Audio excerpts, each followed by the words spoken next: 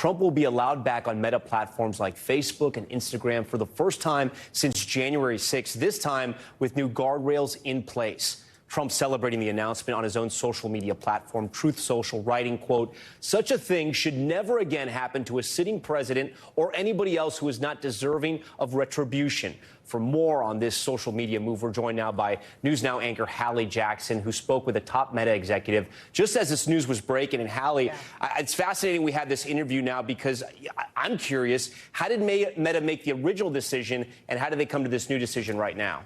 Two good questions, Tom. The original decision was made, as you have laid out, in the moments, the hours, the day after the January 6th insurrection attack at the Capitol, when the landscape, right, when the National Guard was in place, there was a curfew in D.C., was such that Meta felt like they had to suspend it. At first, did it indefinitely, Mr. Trump off the platform. And then after the oversight board weighed in, it became a 2-year-long suspension. That was up as of January 7th, just a couple of weeks ago. So now this decision is out. The rationale that Meta is laying out is the idea that they are working to balance and clearly define the balance between the right to being able to have people speak freely on the platform and drawing a line between that and the incitement of real-world violence, danger in the actual real world. It is complex. It is complicated, clearly, for Meta, as I discovered in my interview with Nick Clegg, who is the top Meta official on this. I want to play for you some of our conversation about how this unfolded. Watch. How can you say that in this country the risk of political violence has receded?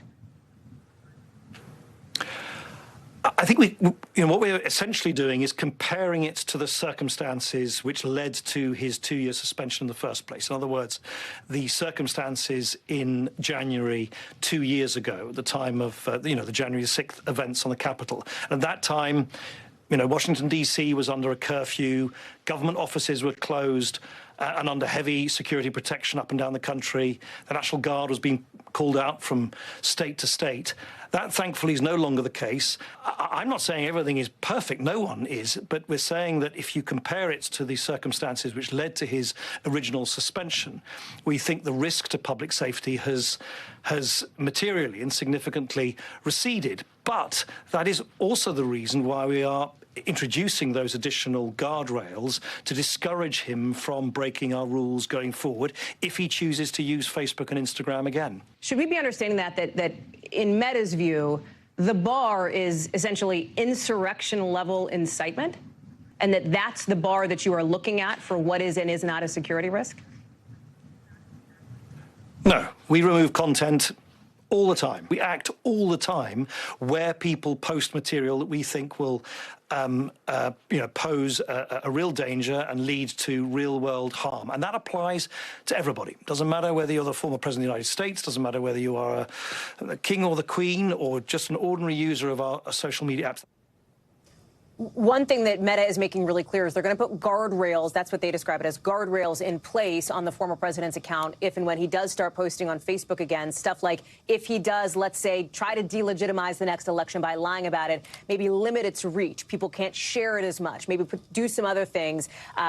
Pull it off people's feeds, for example, so that its reach is less than what it would have been if they had done nothing there. So that's part of the calculation that they're making. Yeah, I think these guardrails might be the toughest part for Meta in all of this. Explain to our viewers, why is it still so important for the Trump team to get back on places like Facebook and Instagram? So, frankly, Tom, so much of it is just straight up money, right? I mean, Facebook can be a fundraising platform for the Trump campaign. It is a place where they can have targeted ads, for example, and they use that to great success in the president's previous campaign, let's say in 2016, for example. So it is strategic from a political perspective of why Team Trump would like to get back on Facebook. The question is, like, what are we going to see? How is he going to post? Is he going to post? The former president now has his own social media platform, as you well know, where he's been obviously primarily putting out his thoughts and statements and comments. So there's a question mark on how much is the campaign going to use Facebook in the days and the weeks to come.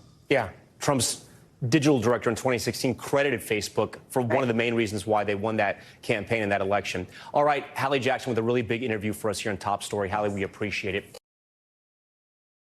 Thanks for watching our YouTube channel. Follow today's top stories and breaking news by downloading the NBC News app.